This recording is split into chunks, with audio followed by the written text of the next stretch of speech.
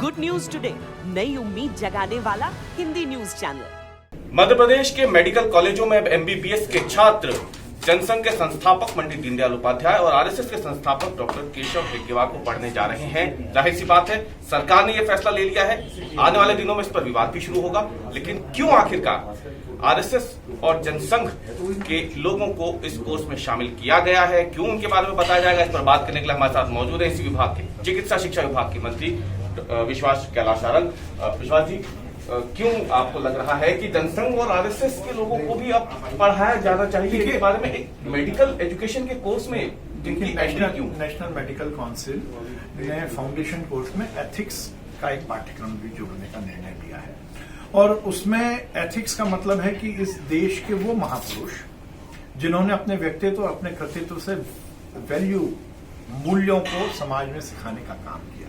हमें ऐसा लगता है कि वो हमारे डॉक्टर्स जो आगे आने वाले समय में इस देश के समाज के वो अंग बनेंगे जिनके कंधों पर रहेगा समाज सेवा का काम। उनको यदि हम उन महापुरुषों के बारे में बताएंगे जिन्होंने ताजिंदगी इस देश की संस्कृति, हमारा विचार, हमारी पुरातन परंपराएं, हमारी आजादी की लड़ाई और आजादी की लड़ाई जीतने के बाद आजादी को सहेजने का काम किया, वो चाहे डॉक्टर हेडगेवार हो जिन्होंने स्वयं चिकित्सक होने के साथ साथ इस देश में वो विचार रखा जिसने समाज सेवकों का और देशभक्तों का निर्माण किया, पंडित दीनदयाल उपाध्याय जिनका अंत्योदय और एकात्म मानव दर्शन पूरी दुनिया में जाना जाता है, बाबा भीमराव अंबेडकर जी जिन्होंने एक गरीब परिवार में पैदा होने के बाद हिंदुस्तान के संविधान का निर्माण किया, विवेकानंद जो 7 समुद्र पार जाके भारत के दर्शन को दिखाकर आए, महर्षि अरविंद जी जिन्होंने ताजिंदगी हिंदुस्तान की संस्कृति को आगे बढ़ाया, चरक जिन्होंने भारतीय पुरातन चिकित्सा पद्धति की शुरुआत की। यदि ऐसे लोगों को हम पढ़ाएंगे, ऐसे महापुरुषों के विचार को यदि हम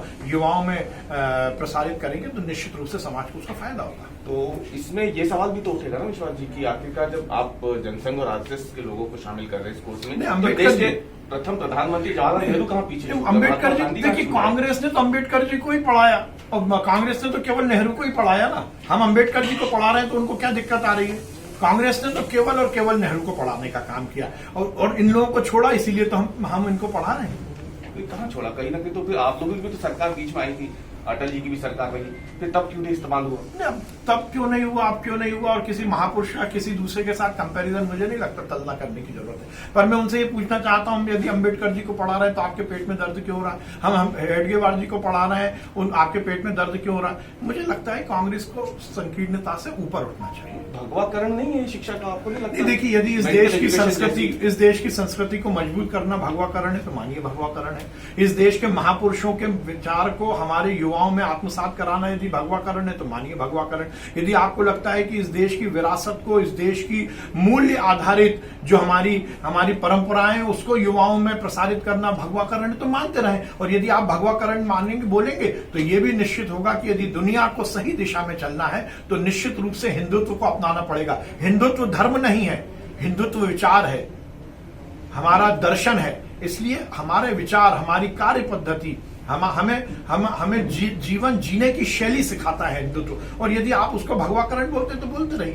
पंडित नेहरू को पढ़ाएंगे फिर आगे भविष्य में? आपने उनको तो बहुत पढ़ाया गया है। तब से कोर्स शुरू हो जाएगा इसी सत्र से। बहुत धन्यवाद मंत्री, चिकित्सा शिक्षा मंत्री विश्वास सारंग जिन्होंने आरएसएस और जनसंघ के लोगों को क्यों इस कोर्स में शामिल किया है उस पर आज तक से एक्सक्लूसिव बातचीत की है। रवीश पाल सिंह, भोपाल।